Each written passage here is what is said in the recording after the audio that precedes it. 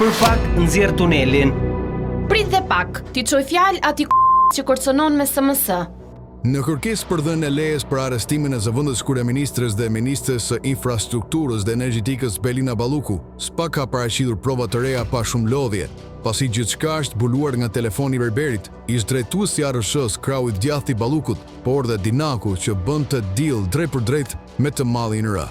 Për një lot në ndërtimin dhe supervizimin Unazës së Madhe, e cila ka përpir 450 milion euro në total, hesapet dhe ndarje tendrave bëhen nëpërmjet telefonit me mikun e saj apo të këtij.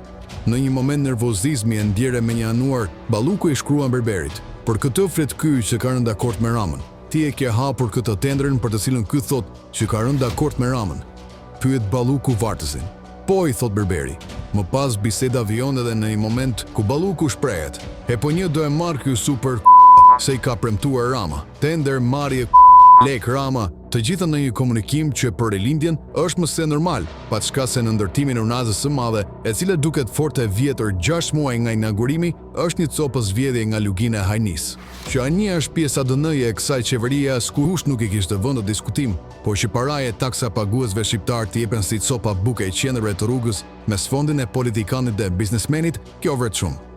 Ndërsa fjalori i përdorur forma si trajtohet një tender publik për atcaktimi që në detaje se si do të shpërndahet e kush do ta fitojë, sa do i jepet njëri apo tjetrit, kush ndërhyn për këtë dhe kush për atë, vret më shumë se sa vetë vlera. Lekët trajtohen si brek minimaliste që përdoren nga edhe të gjinisë mashkullore me pushtet, ndërsa nuk ngurojnë të përmendin dhe atë të mallit. Po, e kemi fjalën për Ramën.